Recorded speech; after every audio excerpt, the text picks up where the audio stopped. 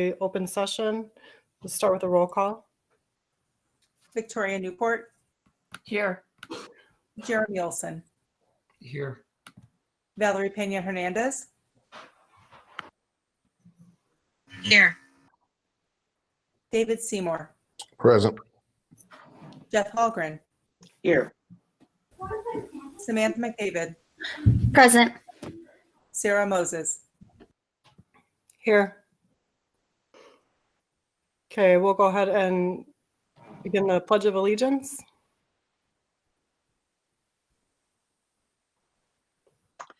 I pledge allegiance to the flag of the United States of America and to the republic for which it stands, one nation, under God, indivisible, with liberty and justice for all. Thank you, Jeff. We'll go ahead and move next to the public hearing on the 2020 tax levy. It is recommended that the Board of Education move to open the public hearing on the 2020 tax levy. Is there a motion? So moved. Second. Roll call. Jeremy Olson. Yes. Valerie Pena Hernandez. Yes. David Seymour. Yes. Jeff Hallgren. Yes. Samantha McDavid. Yes. Sarah Moses. Yes. Victoria Newport. Yes.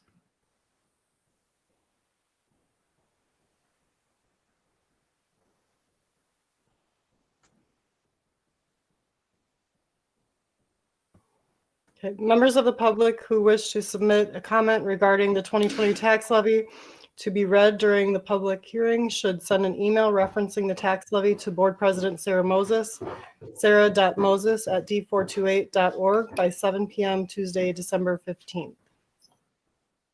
Okay, do we have anyone on? Okay.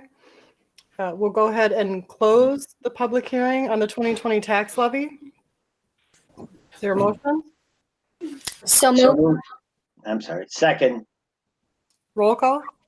Valerie Pena Hernandez. Yes. David Seymour. Yes. Jeff Hallgren. Yes. Samantha McDavid. Yes. Sarah Moses. Yes. Victoria Newport. Yes. Jeremy Olson. Yes. Okay, next is public participation and recognition. Subject is public comments. Members of the public who wish to address the board should send an email to Board President Sarah Moses, sarah.moses@d428.org by 7 p.m. Tuesday, December 15th. Do we have any public comment? No public comment? Okay, thank you, Shannon.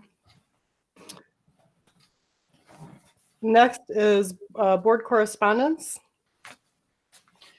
Does anyone have anything to share for board correspondence? Like Samantha and I attended the FFAC meeting.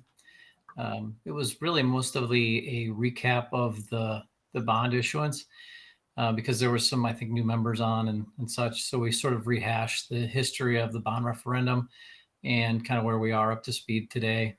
Cindy, I don't know if I covered that adequately, but I think that was the majority of the meeting from my recollection. But anyway, it was a fairly smooth meeting, and it was nice to get everybody back on the same page again. Yeah, you're spot on there, Jeremy. Just we had Liz Hennessy present from Raymond James, just a nice recap of where we started with the referendum dollars, where we had our bonds and how we've been refinancing those bonds over the last 4 or 5 years, and we're pretty much done with that process. So something that we'll also present to the board as well and at a future board meeting.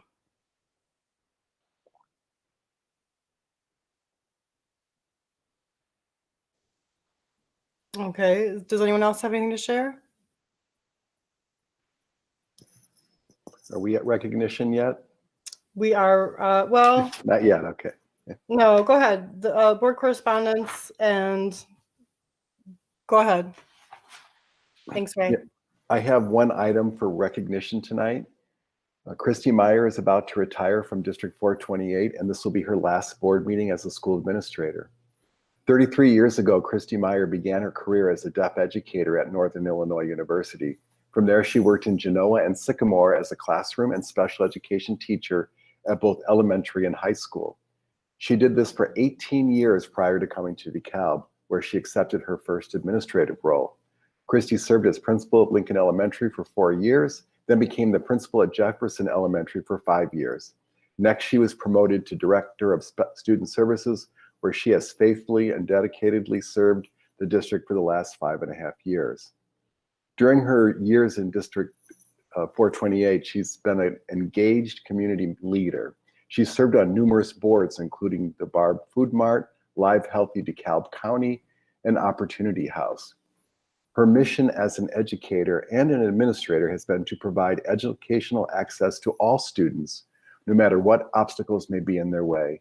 Most recently, she saw her mission come to fruition when the district partnered with RAMP, Northwestern Medicine Kishwaukee Hospital, and the Department of Rehabilitation Services.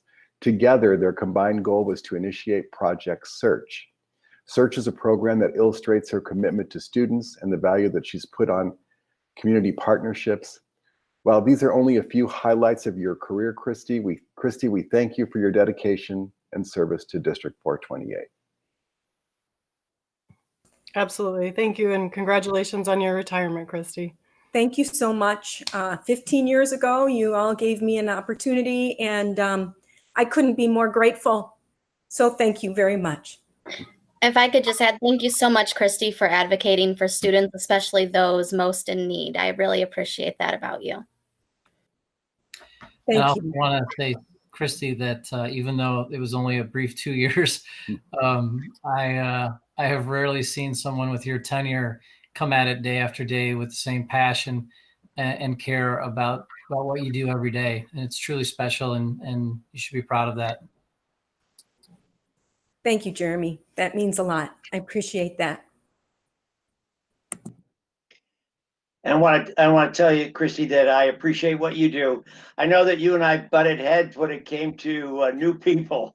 But that was just me being a Swede. Or, I'm sorry, that's just me being tight. So I definitely appreciate the fact that you were always pushing for as much as you could get for your students. And just a matter of, that we just happened to butt heads a couple of times. But don't take it personally. It wasn't personal. It had nothing to do with it. I appreciate the fact that you were there slugging away. Is that really an apology, Jeff? That sounds like Kind of an apology.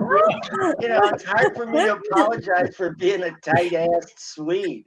But, I do apologize. So, occasionally. But I definitely feel, Christy, that you were always there, working for the benefit of those students. Thank you. I'm glad you could see that. I appreciate that very much.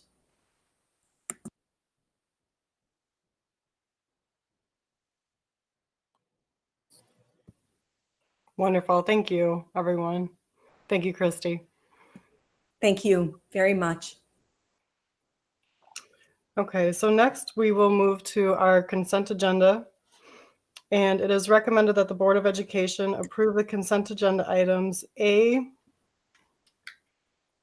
through J, board meeting minutes, personnel action items, purchase order requisitions, accounts payable, financial reports, payroll, health services, COVID-19 support position, Spanish for Spanish speakers, Spanish 2 honors course, DFSA minimum wage MOU, and DCTA program/course approval. Is there a motion? So moved. So move. Second. Roll call? Somewhere in there. Could I, is there discussion really quick? Absolutely. I just thank our teachers. I went through the list of how many teachers took courses, and it was quite impressive how many teachers are like moving up. It's really amazing to see how many teachers took the opportunity during COVID and before COVID apparently too, to move up. I just think that shows the commitment to students and really trying to enhance their understanding to support them better. So I'm really, I know it costs the district more, but I'm excited. Thank you, Val. Agreed. Go ahead and roll call. David Seymour, Yes. Jeff Hallgren, Yes. Samantha McDavid, Yes. Sarah Moses, Yes. Victoria Newport, Yes. Jeremy Olson, Yes. Valerie Pena Hernandez. Yes.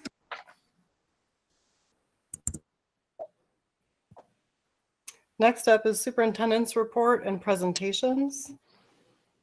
And we'll start with closed POD agreement, Tammy Carson, Kyle Gertis, and Christy Meyer. And I'm going to say the introduction to this. Absolutely, Ray. With a COVID vaccine approved and vaccines being shipped across the country, the DeKalb County Health Department has asked us to become a vaccination site for our staff and possibly their families. We ran this plan by our nurses who are in support of making this happen in District 428. The CDC considers educators a priority and is recommending phase 1B for our staff. This means the vaccine could come to District 428 as early as February. The superintendents recommend approval of this attorney-reviewed agreement, and then now I can hand it over to Tammy and anybody else who has something to add. Christy's going to start out, or Christy or Kyle are going to start out the presentation.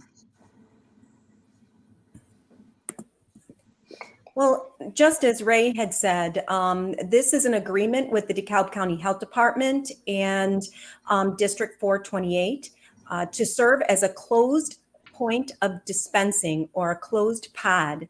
And with this agreement, our district would be a designated location for the rapid dispensing of medication or vaccinations, in this case, in the case of a large-scale incident or condition.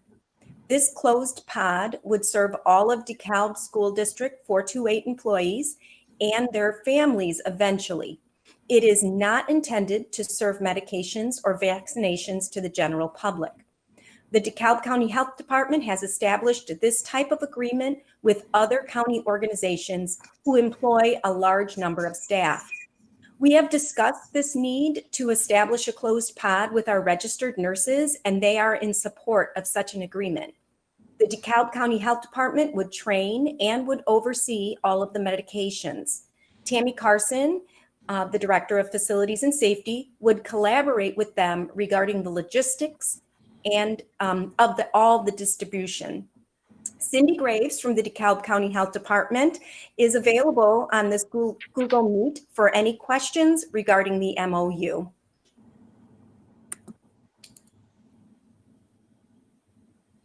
Are there any questions for Cindy? My understanding of this, if I may, Sarah. Go ahead, Joe. My understanding of this is that this is a, in the event of it being necessary, then we would be called upon and we would have the organization to implement this. Is that correct? I mean, this is basically just a plan for a need for this. Yes, it's sort of emergency preparedness. Cindy, would you like to speak as to how this might relate to COVID-19 at all? Certainly. The fact that we are soon upon the distribution of a vaccine has kind of changed the how we've kind of always thought of the closed pod. We've always known that there was a potential for it to be vaccinations, which of course presents its whole other layers of complication. The closed pod agreements that we have established for many, many years, in its purest form, would be for pill distribution of pills. In which case, pills, there's usually not the rationing that there has to be with vaccination, or I shouldn't say rationing, the prioritization with as there is with vaccine. So the idea of this is that the closed pod then can service would be able to service the school district, their and especially the staff and their families. So in its purest form, this would be that the staff people would come and they would pick up their pills for themselves and for their families, and then that's all taken care of. The primary purpose of a closed pod is to decompress an open pod. An open pod would be what we do to open up to the public. So the idea of the more of these closed pods that you can have, the more it decompresses when you have to open the open pod.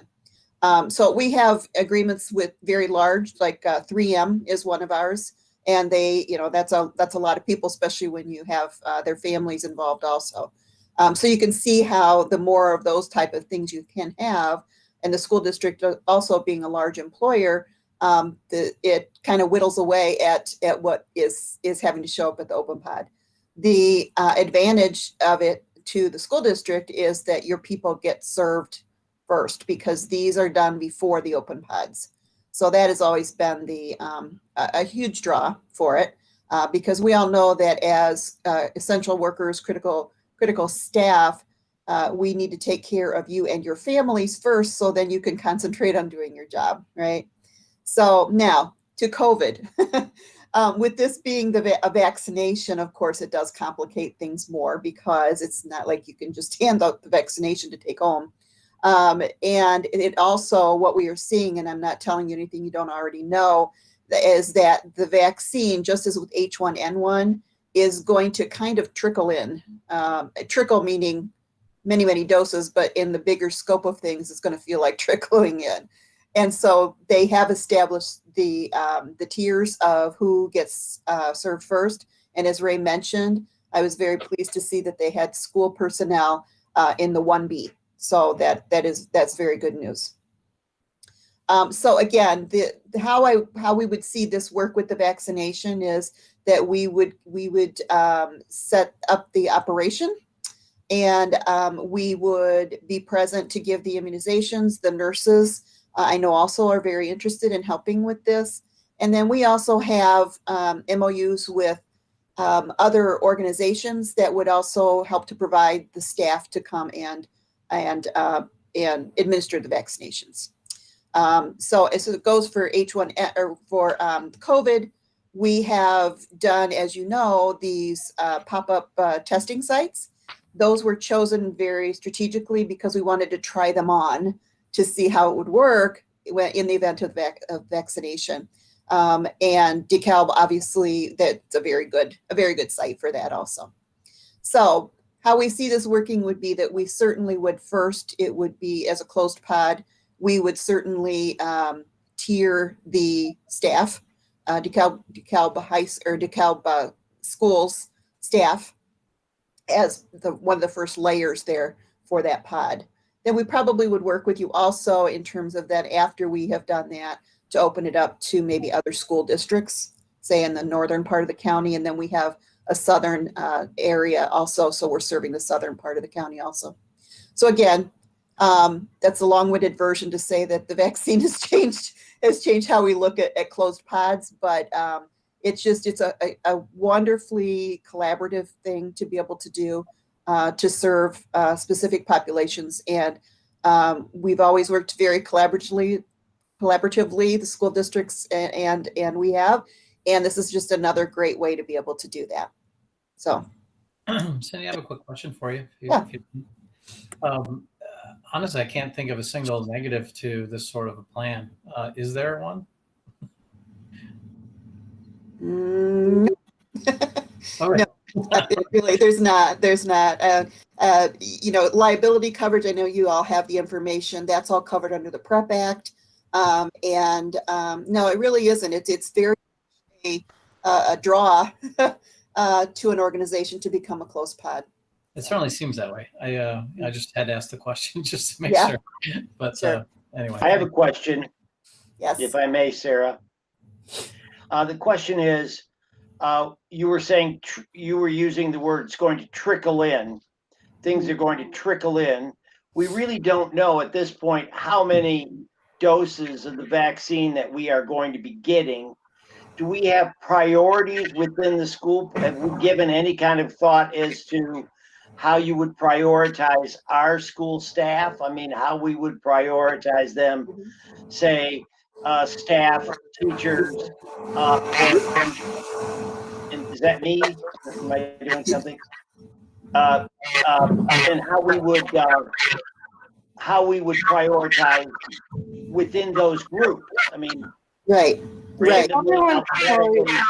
If everyone on the meeting could check their microphone. If you're not speaking, could you please push mute? Thank you. Yeah, in answer to your question, Mr. Hallgren, there are different. We asked the people of the organization. So, for example, your nurses have already been designated as the first to be, because they actually are part of that, first line hands-on healthcare worker. So they would be the first ones to be done. And plus, if they're going to be the ones they're helping us give the immunizations, we want to make sure that they're covered also. So that would be the first tier within the schools. From there, then it would go to those who have the most contact, especially with the children, because they're most likely to be exposed to something. Past that, and again, this can certainly be a decision that is made within the schools, just like it is being made at other places like the healthcare system, to do this tiering. But for example, the healthcare system, and I would anticipate it be the same within the schools, office staff are not in the first line of that because of the no risk of exposure, but they have a lesser chance of exposure. So yes, in answer to your question, yes, there is tiering that goes on, and we would make when we get to that point, we make recommendations based on other information that we've received from IDPH and the CDC. Well, we're going to be trying to roll out bring kids in by priority. So certainly you guys would know who you want to bring in first. So obviously the people that are dealing with them would need to get dealt with first. So I'm sure you guys have it down. I know that I know, given groups' interests, that there's always a question of why those guys over us guys, right. Or that right. Right. And if there's so many unknowns about how this vaccine is going to come in. If we end up getting the numbers that we need to just do the whole school district, we'll just do the whole school district, then we'll get that out of the way rather than piecemeal it, But if it comes down to having to prioritize certain groups because of the volume, the amount that we are allocated, then yes, we will do that. Excellent. Thank you. Thanks, Jeff. Does anyone else have questions? I'd just like to say thank you, and I'm just thrilled about this commitment to public health and the fact that we are able to prioritize our staff, and also in doing so help the community. Well, thank you, Cindy, and thank you for everyone that put good work in on this. You're welcome. Thank you. Thank you. Yeah.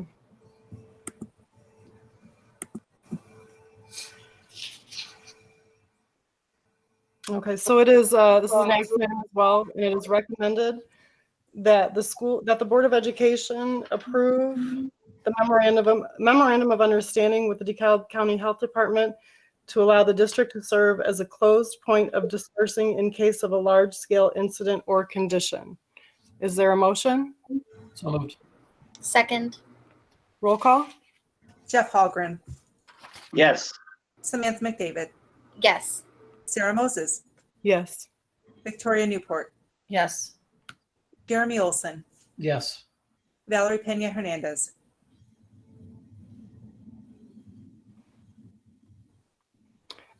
Val had to step away. She's having a family emergency, but she had to take a call, so she should be back. Okay. David Seymour, Yes.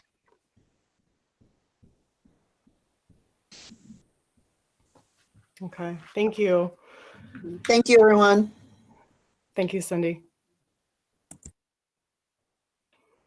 Okay, next is the The reentry plan, Mr. Ray Lechner. Yes, thank you. As we know, both IDPH and the DeKalb County Health Department have set January 19th as the next target dates for students to return to school in a hybrid fashion. For District 428, our staff will return on January 6th and will be teaching remotely from their classrooms the following day. January 15th will be a professional development day used to prepare teachers for the return of students. And right now, the plan is for pre-K through 5 to return on Tuesday, January 19th, with middle and high school students returning on the 25th.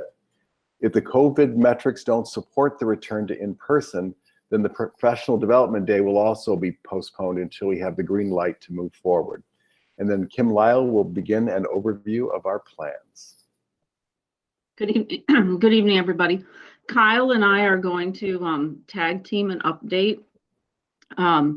I kind of want to just give you really, to be honest with you, as I was reading through this, our whole district is kind of following the same plan from pre-K through 12th grade.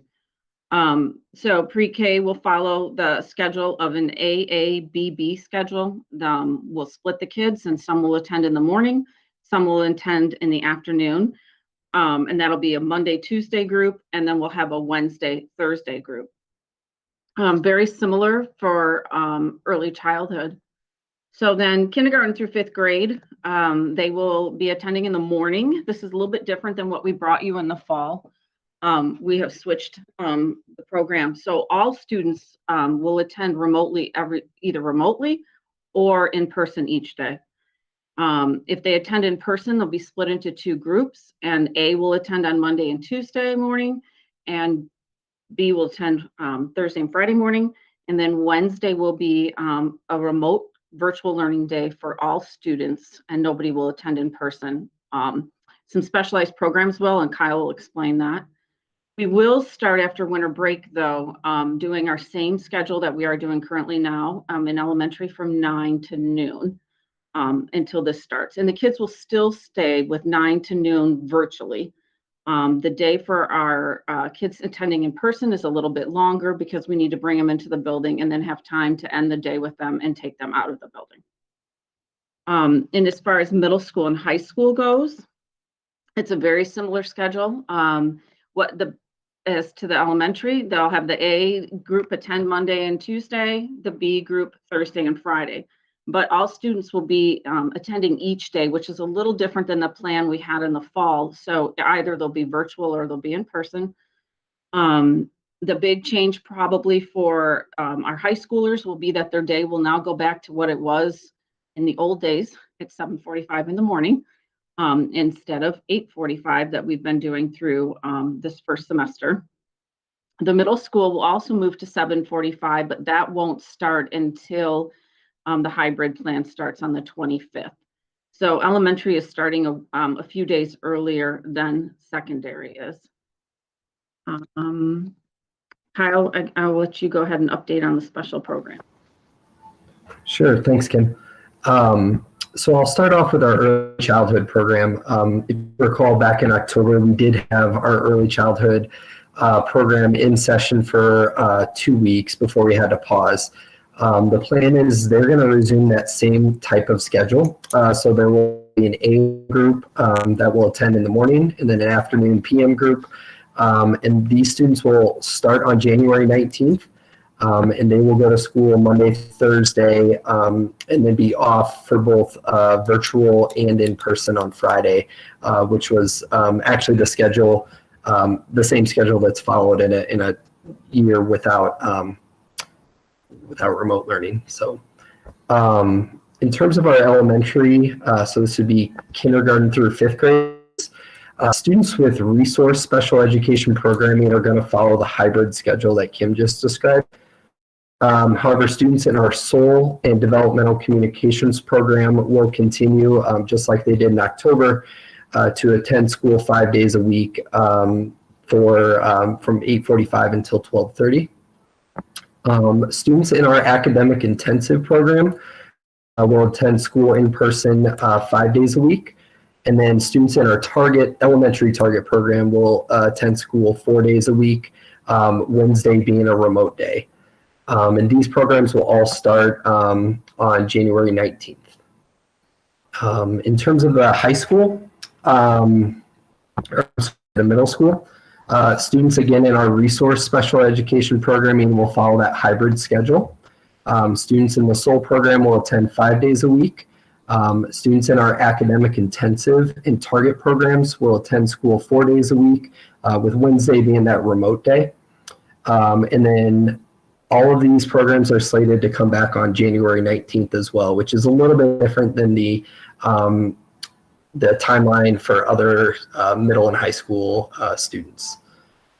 And finally, when we look at our high school programming, again, students in that resource, or what they also call inclusion special education programming, are going to follow that hybrid schedule, whereas students in our SOL 18-1 transition team programs will continue or go back to attending 5 days a week. Both of those programs, the SOL and transition team programs, will start January 19th, whereas that resource program will start on the 25th. We're still having some discussions about the level of in-person learning for students in our academic intensive and target classes. Some students will likely attend school 4 days a week, while others that might have one academic intensive class or class that they access the target program for, but otherwise would be attending education classes, probably with support, will follow that hybrid schedule. Students that access the target and academic intensive programs will start on January 25th. We're also having some discussions about how we can support some of our English language learners, especially those with individualized education plans. So we're trying to discuss some creative ways that we can provide them, more opportunity for in-person learning. Hopefully in our next board meeting, we'll have an update for you on that. And then last but certainly not least is Project Search. And Project Search, if you recall, has continued to operate since the beginning of the school year. So they actually started with in-person internships in September and continue as of right now. So they're going to continue on with what they've been doing with in-person internships on Monday, Tuesday, Thursday, Friday, and then remote classroom work on Wednesdays. And that program will start back up January 7th. And with that, I'll open it up to any questions. I have a question about transportation. Are transportations all in line, ready to go for the 19th then? I'm gonna let Cindy jump in on that one. Yeah, we have been touching base with transportation throughout this whole process to make sure that we do put a schedule together that fits in with that. So we did share that with First Student and Jason Calloway over at First Student, Brenda Juergens as well. And yeah, they feel that they can accommodate. There's going to be probably some pockets that are going to be a little more challenging as it relates to some of the specialized programs and some of those resource programs are maybe target because of specialized transportation. They may or may not have it. Depending on their IEP. So those are one-offs, are things that we're just going to have to deal with. But right now they feel confident they can accommodate the schedule. Good, thank you. You're welcome. I have a logistical question, and I'm not sure who to direct it towards. It has to do with teachers in classrooms. I attended at one point virtually a discussion at my school about some hybrid opportunities or hybrid situations. And a lot of issues were raised about the logistics of teaching a group in the classroom and at home at the same time, with a whiteboard in back of you, a computer in front of you, and the kids in classrooms. Am I hearing that we are doing that we are going to be doing a juggling with kids in classroom, kids in on the screen at the same time? And how have we addressed that both logistically and in regard to training? Are we going to get our teachers? I mean, I know you said that there's going to be a couple of days there that they were going to get people in, but have we got some help in this issue? Have we got people coming in to to deal with this on a comprehensive scale? So I'm not going to be dishonest. It's going to be challenging.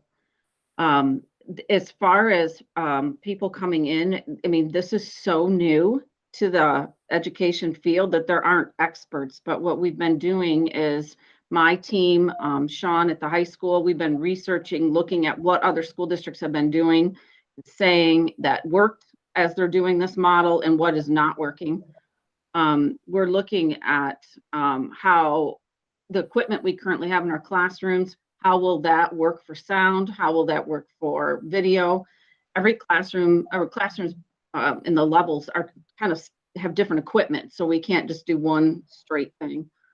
Curriculum teams have been meeting, I know in elementary, talking about how this is going to work, how will they cover it.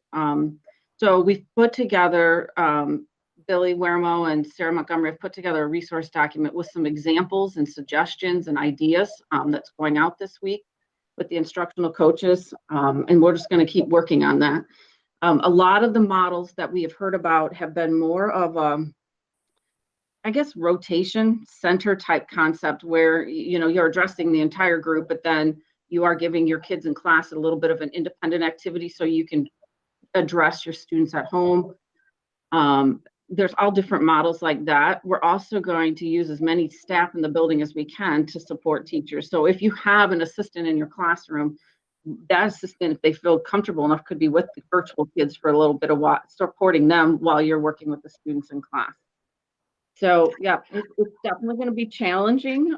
It's unbelievable what our teachers have done since the beginning of the school year and have changed. And I got to witness some classes, and it's incredible. So I know they will rise to the challenge, and we're trying to see what other supports we can put in place, especially for our kinders.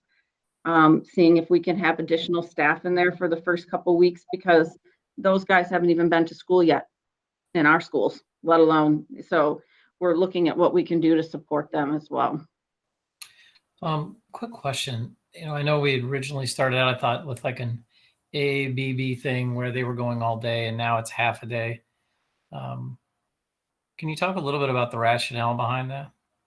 So we've always been in the half-day model since the year started. We haven't done full day. I haven't come up with a plan for full day yet because of working around the lunch. And so this is where we're starting. This is where we were going to start last August. We just didn't get the opportunity to, with hopes that maybe we can expand it, because it would be so nice that we could get to full days, even if they're only coming a couple days a week, if we could have them all day. So that's our goal. Got it. Okay. I'm probably thinking of like another district or something. Sorry, it's been a while since I've really been engaged with it because we haven't really had the opportunity to even go down this road for quite some time. So, well, I remember us having this discussion, and we talked about longer, of like extending it an hour, giving some snacks, doing something to make it so that it was a little longer, even though we still had the same problem with hallways, lunch issues. So I thought we were going to work around that by bringing it out just a little bit and giving some sort of ameliorating thing like some snack or something to keep it a little longer. But I may not have been privy to other conversations that happened after that. This updated plan does present a little bit longer of a day, doesn't it? I mean, before when we were looking at afternoons, it was 2.5 hours, I think. Right. This is a solid 3.5 hours in the classroom.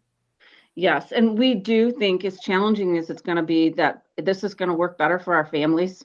Bringing them in the afternoon or leaving work and trying to get them there was a real struggle. Hopefully that if we're all getting on the bus in the morning, that's going to make lives a little bit easier for families.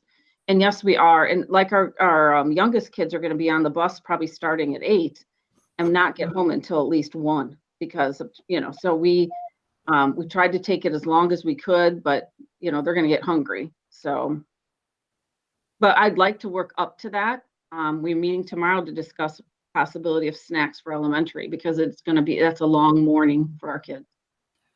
So what is the, I guess, what is keeping us from doing full day as opposed to half day? From a regulatory perspective, is it anything, or is this just us sort of slow walking it back? It's I don't know if the rest. we talked about the eating issue really is that Mhm.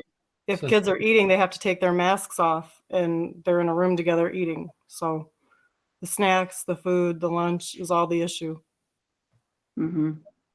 I recall the same thing, Sarah. I recall talking about it getting around the logistics of lunch, Jeremy. Yeah.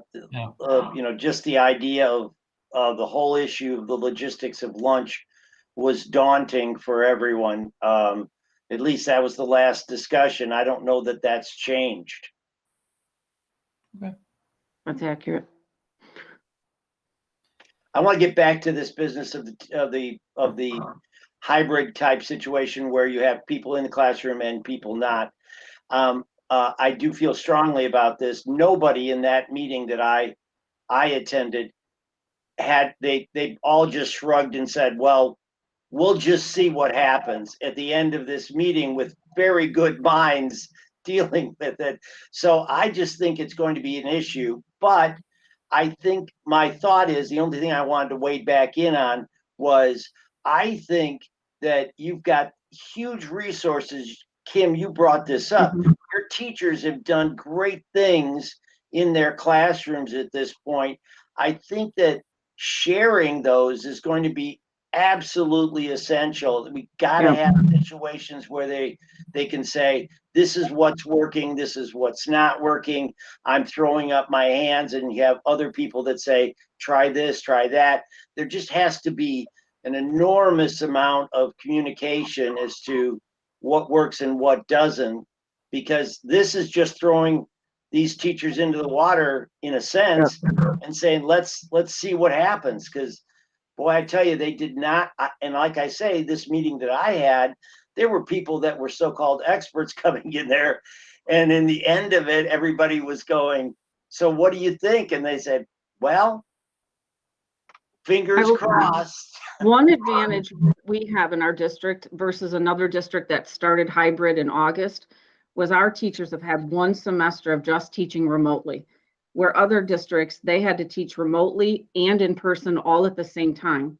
Where our teachers have become stronger at the remote and have been able to really improve that craft. So I think that will give us an advantage over some other districts that might say how much they've struggled. We've been able to, I don't want to use the word perfect, but really improve what that piece looks like. So now adding students, it's definitely going to be challenging. I agree. That's what the planning day, that first planning day, will be very helpful for teachers to have a chance to rearrange classrooms and think about the setup. But we'll have to put another day in a few weeks in so they can do exactly what you just said. Okay, this is working and this isn't working, and share and maybe reconfigure the plan that they have. Yeah, I want to echo something that you said, Kim, because I had the opportunity to observe a couple of faculty meetings this year, and it's just pretty amazing what you said about how the teachers are already collaborating, sharing ideas, and they are already thinking about this very process, and they're already planning. So we have a good head start. It's not going to be perfect, as you said, but I feel really good that we have a good head start. I'm sorry, I'm going to have to ask another question. So with the information that we just discussed regarding the immunization process and all the vaccines, did we get a date at which we think that'll start to happen for the teachers? Or is that just all perspective at this point? There's no preliminary ship date for any doses or any of that kind of stuff. I meant to ask Cindy that, but she's already gone. Okay. Thank you. Has there been any staff? Oh, sorry, Val. I was just going to ask if there's been staff input in this design. I mean, I assume we included, teachers. Well, I mean, in the very beginning of the year when we first started putting the hybrid together, yes, we have. As we came closer to this semester, really some other things took effect, because in the fall we had more elementary teachers around the table to figure that out. But this time we're bringing back everybody, and busing is a factor in that, and making sure they have enough staff to run it. So that kind of actually drove how we had to plan this out. What teachers are doing now, there was today like an example of a third grade curriculum team that met today to problem solve. Okay, how can this look, and kind of come up with a draft model that they can now share with their third grade peers. So that's the part that they are now involved in. And that's when I was sharing, we're giving them some suggested options, but we are not saying this is the only model that will work, because I think we have to be open to letting teachers figure out what piece will work the best for them and the students that they have, now that they really know their kids as well. So that really helps too. And I guess I just want to, first of all, I think that it's not stressed enough at times how wonderful the DeKalb teachers are. You know, I have kids in the district, and I've been seeing just what they've put out in terms of remote learning, and I can honestly tell you that it's high quality, and the majority of the teachers are really striving to make those connections and to really make the kids feel like they're in the classroom. And really reaching out. I mean, I know for a fact that I've seen it. There's days when I'm even just in awe because of some of the lessons that they've put together. And so I think that's important to recognize. But I guess one piece that I would really stress, and this is something that at Rochelle High School has worked really well. Our principal constantly surveys the kids, and I don't mean every week, but at least every couple of weeks, the students are all surveyed. And so feedback is given, and then teachers are surveyed. And then, you know, that information is used to improve. It sort of serves in a way to support some of the things that are happening at the PLC level. So I think that's a very important component that we must include, especially as we're looking at ways to improve student outcomes. When we know that, you know, so many students are failing, a lot of this is social emotional, right? But on top of it, it's a lot of barriers, or maybe things that maybe we haven't considered, because we are, you know, teachers, and we are trying our best to, you know, improve or enhance our lessons. So I think surveying teachers and students is going to be fun, and making sure that whatever our outcomes are, they're better this semester. Not that they haven't been great, but how can we improve is should always be on the forefront. Absolutely. I agree. I like that idea. Yeah, and I strongly echo the same sentiment, that I think that feedback from our kids is critical through this process, because they're essentially our clients, you know. So it's to know where they're at and what's working, what's not for them is crucial. I know my kids have lots of feedback for me every day. So and I do know one thing that is so impressive is that our staff, teachers, the deans, assistant principals have been making home visits more than we ever have in our careers, I feel, and trying to figure out what is the barrier for that student and what could they do. You know, and today a principal had to get off the phone because she was driving colored pencils and something else to one of the students' houses. And so I think that part has been so incredibly helpful for us to figure out what is the barrier. And sometimes they don't want to tell you that, you know, in a survey, but if you go to their house and knock on the door, they will. So, but I like the idea of a survey. I think it's a good idea. I would love to hear more student feedback. it's good. Okay, are there any more questions? Is that everything, Ray?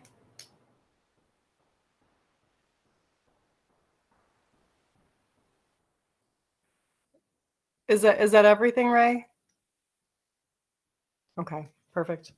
All right, well, thank you everyone for all of your hard work around this issue. It's obviously been an unprecedented and crazy year. So kudos to all your hard work and patience and everything we've all been dealing with. Thanks, Kim. Thanks, Kyle. Okay, so we'll go ahead and move next to old business and action items. Next is the adoption of the tax levy 2020 tax year, Cindy Carpenter. And this is an action item, so we've already discussed this. Did you have anything to say, Cindy, or we can just go ahead and vote? No, you can go ahead and vote. Basically, on the table is the option that was chosen back at the November 17th meeting, which is to basically set our CPI at 0%. And so that is a levy request option that we will be giving to the county clerk. Okay. And the recommended action, it is recommended that the Board of Education adopt the 2020 tax levy as presented on the certificate of tax levy. Is there a motion? So move. Second. Roll call? Samantha McDavid, Yes. Sarah Moses, Yes. Victoria Newport, No.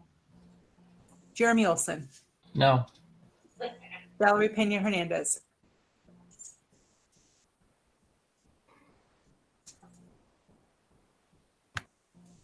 Yes, sorry. My mute wouldn't come off. I don't know why. No problem. David Seymour, Yes. Jeff Hallgren, Abstain.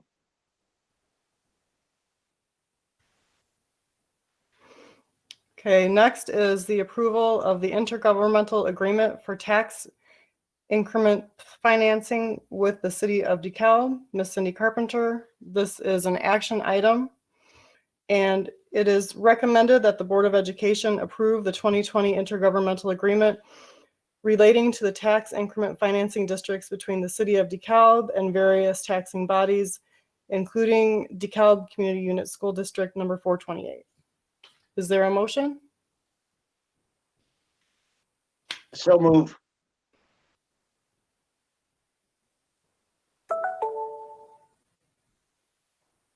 Is there a second? Second. Roll call? Sarah Moses, No. Victoria Newport, No. Jeremy Olson, Yes. Valerie Pena Hernandez, No. David Seymour, No. Jeff Hallgren, Yes. Samantha McDavid. Yes. Okay, next is new business administration. And this is the proposal of 3 new high school courses: dual humanities 103, 104, special studies 1, 2, 3, life skills and science 1, 2, social studies 1, 2, 3, life skills and sciences 1 and 2, life skills. Kim Lyle and Sarah Montgomery. Thank you, Sarah. I'm going to be passing this on, but I'm excited that we're going to bring forward tonight 3 class proposals for our students at the high school and to give them some more opportunities. So I'm going to have Sarah and her team go ahead and give you that information. Thank you. Thank you so much, Kim, for passing the torch. Again, I am Sarah Montgomery. I'm the new secondary curriculum coordinator. So sorry, last meeting I was having some connection issues. So I'm here at the Ed Center holding the fort down. Really excited to bring forward these classes. There'll be some great opportunities for our students to really grow. First, I'd like to introduce Marty Ike, and he will take us through the new dual credit offerings that we will have for the 103, 104 English courses that will allow our students to access dual credit while also earning high school credit at a tremendous cost savings to them. Thank you so much. Marty, are you ready? Yep. Hi, everybody. Just to mirror what Kim and Sarah said, I'm very excited about this opportunity. I really think this is a fantastic chance for our kids. So thank you very much for the time. So I'm proposing today Humanities English 103, 104 dual credit. And so what is that? So this is a course for DHS seniors who know they'll attend Kish College or a school that accepts Kish College credits. And this would be a kind of an alternative for students other than the AP Literature and Composition. For AP Lit, we have about a 70 to 80% 3 or plus rate on the AP test, which allows them to get credit when they go to college. With this course, any student with a C or better would be guaranteed 3 credit hours per semester, which would be a total of 6 credit hours. This class essentially is just a college level freshman comp course. First semester is going to be an introduction to college level writing, and second semester really just builds off those. It's again your standard freshman level comp course for our students. The rationale for this is DHS. We serve a huge community of students who go on to attend not just KISH, but also NIU. And as Sarah mentioned, this class would allow them to get 6 credit hours at a pretty steep discount. KISH college tuition these are all for in-network students is about $150 a credit hour, which means taking the class is going to give them an $800 savings for KISH.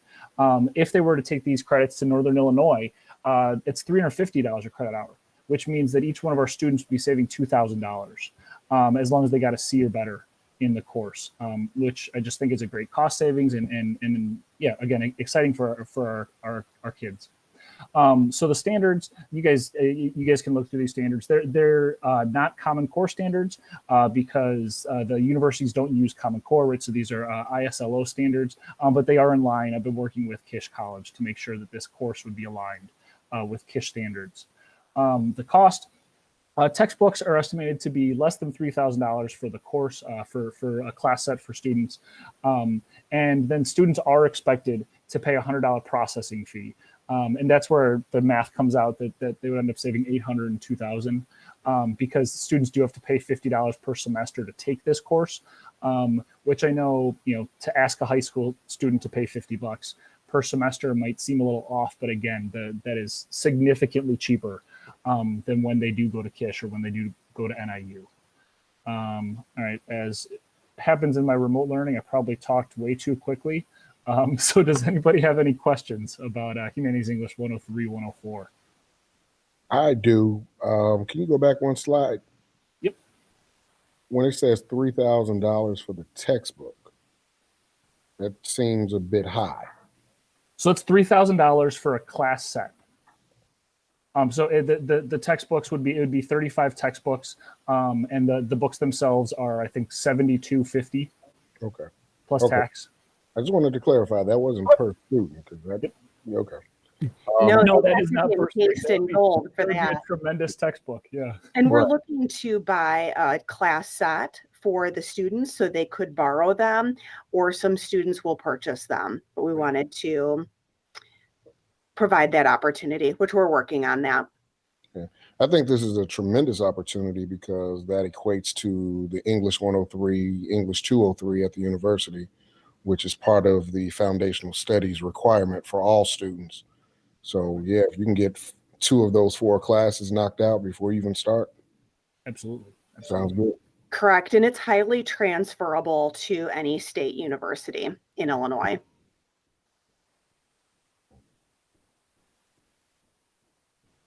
And I think that number of that the cost at NIU is, I mean, it's good to bring up the cost at KISH for these classes, but a realistic version of it would be NIU, which is considerable at that $350 a credit hour. That's a great deal of money for anybody. Yeah. Absolutely. I think this is a great idea because I think after I already had my bachelor's, I went back to KISH to get some early childhood classes that I wanted to take. And I had to test. You have to take a placement test, and you can't test out of this. You're placed automatically into English 103. I had to to petition the dean of the school of the college that I was trying to attend, or the classes I was trying to attend, to let me attend without taking English 103 because I didn't have this exact equivalent on my transcript. So I think this is an awesome opportunity. Yes, and our students will have to abide by the entrance criteria to get into this class that KISH has set forward.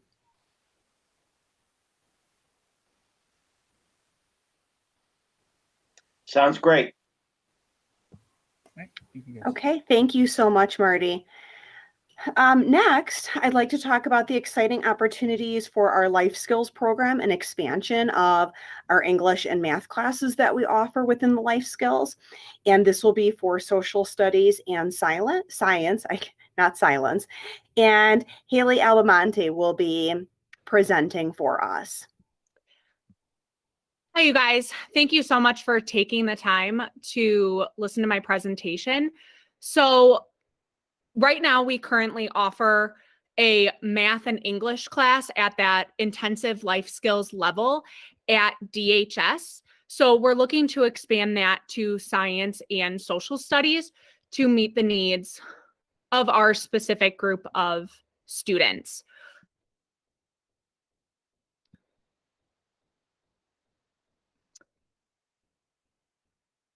So first we have the social studies classes. They will be titled Social Studies 1, 2, and 3 to match our current label for the life skills English and math classes, which are called Math 1, 2, 3 and English 1, 2, 3, and 4. So we'll be covering world geography, US history, and government. And these are all courses that are currently taught at DHS. It will be on a rotating curriculum, so it doesn't really matter the order that the students take it. They will get it, all 3 of these courses, over the 3 years that they take this class. And all these classes, the students will earn credit towards graduation. The same thing goes for science. We're going to be covering Intro to Chem and Physics, which is currently a class taught at DHS at the general education and intensive level. And then we're going to cover biology and animal science. Again, that'll be on that rotating curriculum. So it doesn't really matter the order that the students take it in. They will get it within their 2 years of taking science. And again, both these will work towards credits for the students graduating. So why do we have a need for this? We have a lot of students that are currently in intensive level special education classes that are struggling. The pacing of the class is too hard for them. The material is just not modified enough. And we see that a lot in our students who are currently in the math and English life skills class. They're having a ton of success, but they're struggling in science and social studies. So again, it's that math and reading level. We currently have students who have Lexiles or a reading level that are in the, elementary level. So even the intensive level classes are just too hard for them to comprehend. So we're seeing them getting frustrated or sometimes failing classes, mostly because of their ability levels. And again, it's just that frustration, and they're really not seeing the success that they should be in the current classes that we offer at DHS. So placement criteria, just like our current math and English classes, they're going to have placement criteria to get into these classes. So if they're currently in one of the English or math life skills classes, they would then qualify for social studies and science. If they are currently in reading 1, they'll be placed in social studies 1. And if they're in the life skills math classes, they'll be placed in the science life skills classes. And again, any of our gen ed kids, we look at their math and reading ability to place them in the appropriate science or social studies class at DHS. And then last, it will be based on an IEP team recommendation. So this will be a conversation that's had with family members, special education teachers, and any other people who service that student with their specific IEP needs. Curriculum and materials. So 0 cost. What we're planning on doing is taking the current curriculum that the intensive classes are using, and we are going to modify it and pare it down to meet the needs of our students. We still want the content and the topics that are covered to be the same. We just want to make sure it's at a level that they can understand. And all this is going to be a shift in our current classes, so no new FTE is required. We're just going to be taking a group of students who we see that are currently struggling in intensive and move them to a section of life skills. So we currently have 5 sections of intensive science. Next year, we would want to shift that to 4 levels of intensive science and 1 section of that life skills science to, again, support this group of students who we see are struggling. Again, materials, we have them all. So these are some of the textbooks we're currently using. This is all stuff that we've already worked with each of the departments and kind of met with them in their PLCs and in their content level meetings to kind of pick their brains on what we can use and what the teaching, the special education department can use to kind of modify and build our curriculum off of. So again, just looking at content, we want to make this appropriate for the students in front of us. So reading level is a big thing. We have a lot of kids right now at a 4th grade or below reading level in our intensive level classes, and they are just struggling. And we want to focus on life skills. So currently the math and English class, we focus on the content, but we make it applicable to that next step in their life, which is a job. So for example, in math, we learn equations, but we apply it all to calculating what they're going to make in a week at their future job. So we really just want to help prepare these students for that next step after graduation. So we tend to do a lot of real world connections. Obviously, in a non-COVID year, we do a lot of field trips and give the kids hands-on experience that they need for that next step in their life. Again, no cost whatsoever. The curriculum we have, and it's just a shift in our FTE. Thank you guys so much for your time. Does anyone have any questions? Sarah, I do, if I may, please. Go ahead, Jeff. Haley, I think I understand a little bit about the shift from intensive to life skills in, say, math. I sort of understand that, but I don't. Walk me through, if you would, please. We're trying to increase performance, right? We're trying to increase skill level. As far as this shift, and I don't pretend to understand everything about it, but as far as this shift is concerned, how do we improve on reading through this shift? I mean, specifically, what are we going to be doing that is different from the intensive into the life skills for reading? Absolutely. So a big thing that we do within the life skills program, right now, I currently teach the life skills math classes, and then Dana Walker, another special ed teacher at the high school, teaches the life skills English. We are connected all the time as far as carrying over curriculum from English into the math setting. And that's kind of our hope with adding in science and social studies. It's going to be a much more consistent environment for the kids as far as skills that they're learning across the board. Right now, unfortunately, we're just seeing, like, for reading, they're not really getting anything out of that intensive class because it's just too much above their level. And same thing goes in science. They can't handle even the simple equations that they're doing in intensive intro to chem and physics. It's just, they're not even grasping it, and that frustration comes so quickly, and there isn't that connectiveness. The intensive teachers all work together, but you're not really doing cross-curriculum activities like we do in the life skills program. So in a sense, it's applied reading.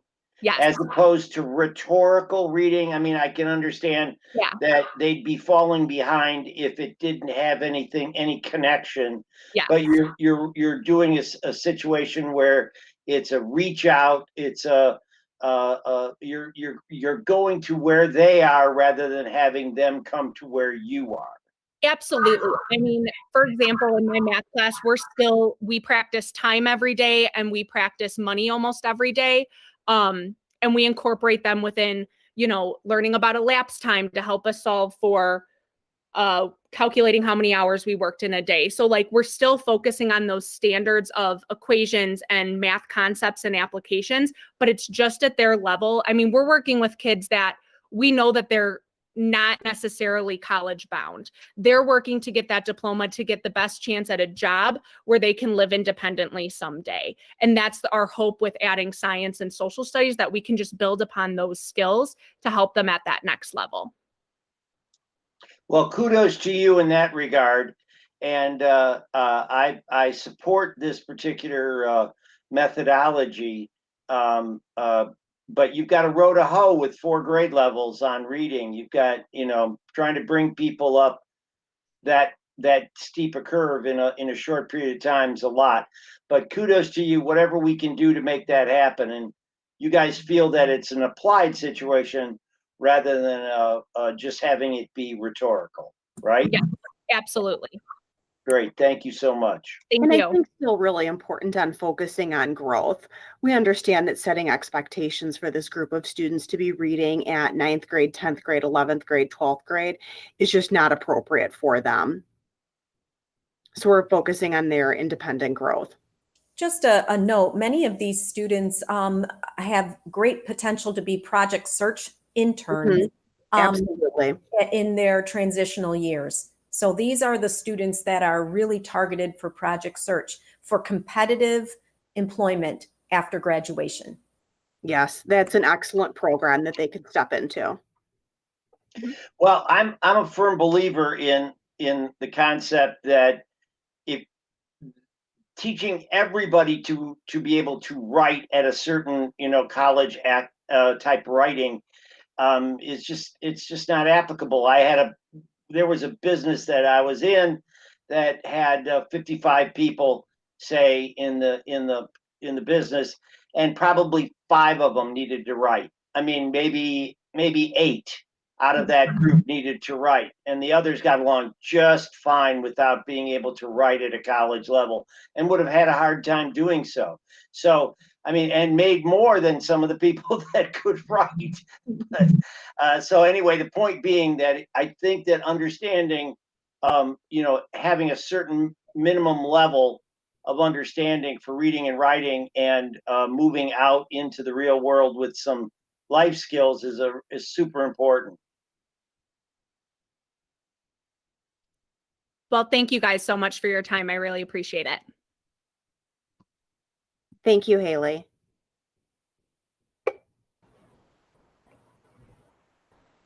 Thank you. Does anyone else have questions? Thanks, you guys. Thanks so much for making it. I think it was very clear. Thank you for the brevity of your PowerPoint. You're welcome. Thank you. They worked hard on it. Okay, we'll go ahead and move to the next item, which is the reclassification of unaffiliated staff benefits. Ms. Detra-Salas, this is an action item, and it is recommended that the Board of Education approve the reclassification of the unaffiliated staff benefits as presented. Is there a motion?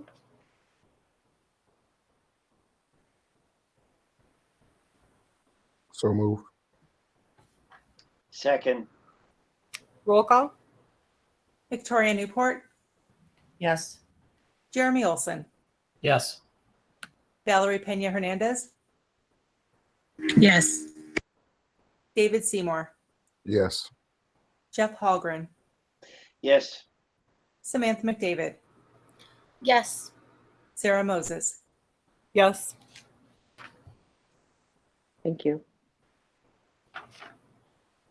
Okay, next is recommended revisions to the Board of Education policies, first reading. And this is discussion information. And the following policy revisions are attached for the Board of Education's review. And there's the 5-year review, the employment at will, compensation, and assignment.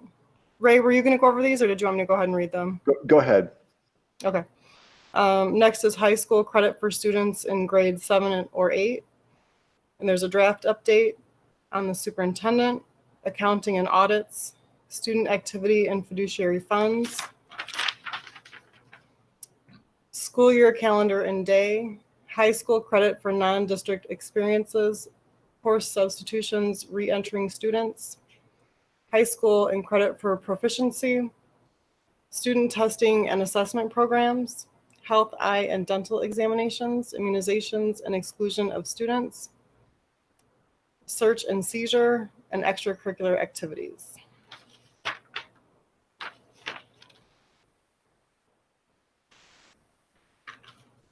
So these are attached if there's anything anybody wants to discuss. Otherwise, we can bring these back.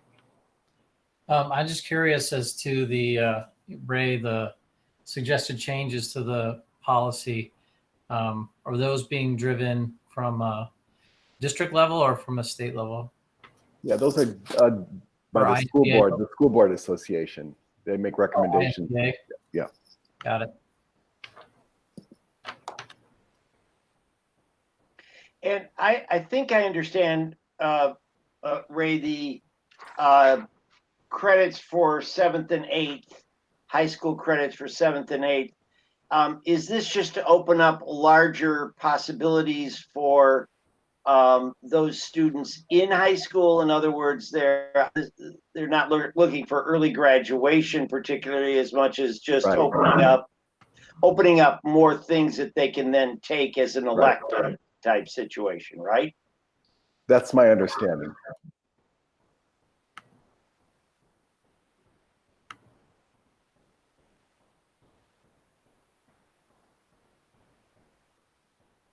There's a lot in this all these packages that you sent us. Yeah, there is each month. I'm sorry. Okay, so we'll go ahead. We can bring that back next time. Consensus to bring the policy changes back? Yes. Yes. Yes. Yeah. Okay. And with that, we will go ahead and we are going to adjourn to closed session.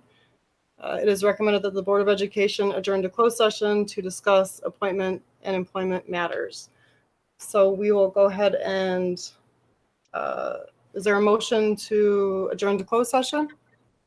So move. Second. Roll call? Jeremy Olson,